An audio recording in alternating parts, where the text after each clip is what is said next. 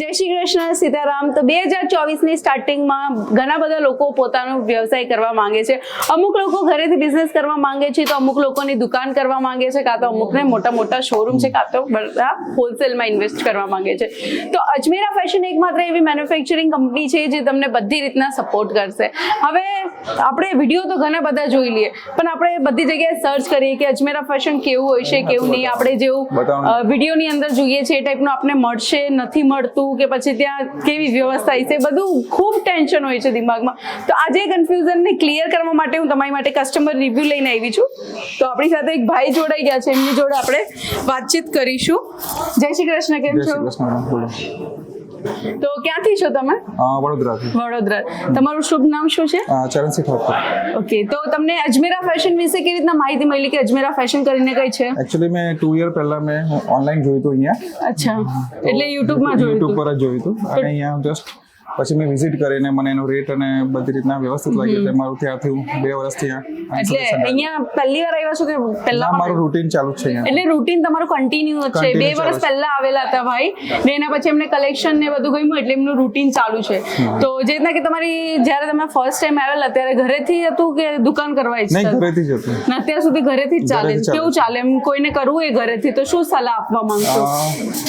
સરસ છે, અહીંયાથી કલેક્શન સારું છે અને રેટ પણ રીઝનેબલ છે, તો તમે કરી શકો છો.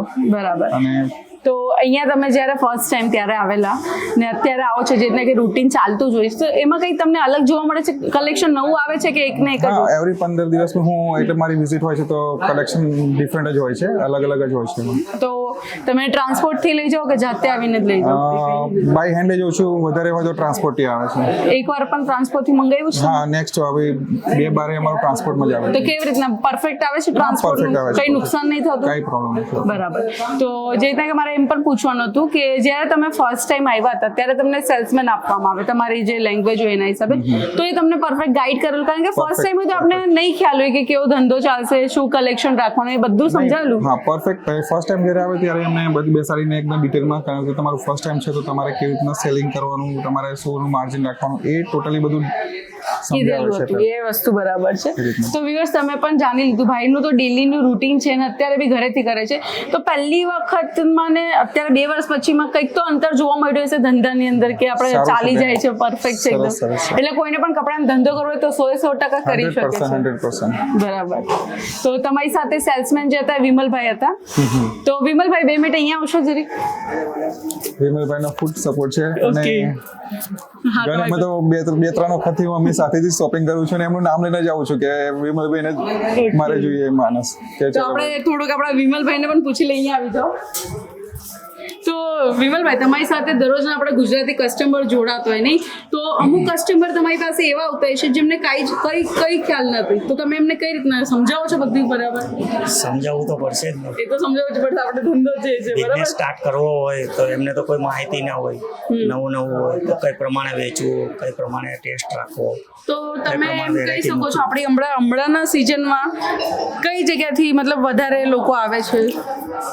પ્રોપરી ગુજરાત સૌરાષ્ટ્રમાં આપણે જામનગર, રાજકોટ, અમરેલી, બોટાદ બધી જગ્યાએ. કોઈ ઘરેથી કરે છે, કોઈ શોપ કરે છે. તો હવે સમજી લ્યો, જે રીતના કે અત્યારે કોઈ કસ્ટમર આવે છે આપણી પાસે, એક જણ એવો હોય કે વધારે બજેટ લઈને આવે, એક ઓછું બજેટ લઈને આવે, તો તમે એમને બજેટમાં ફિક્સ કરીને માલ આપી શકો છો?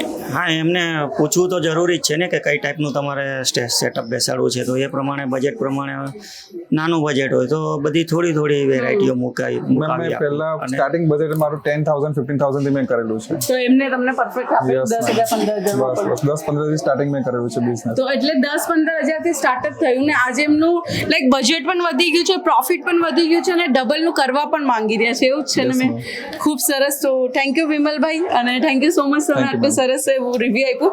તો ચાલો વ્યુઅર્સ, આપણે ફરી એકવાર મળીશું નવા કસ્ટમર રિવ્યુ સાથે. ત્યાં સુધી જય શ્રી કૃષ્ણ.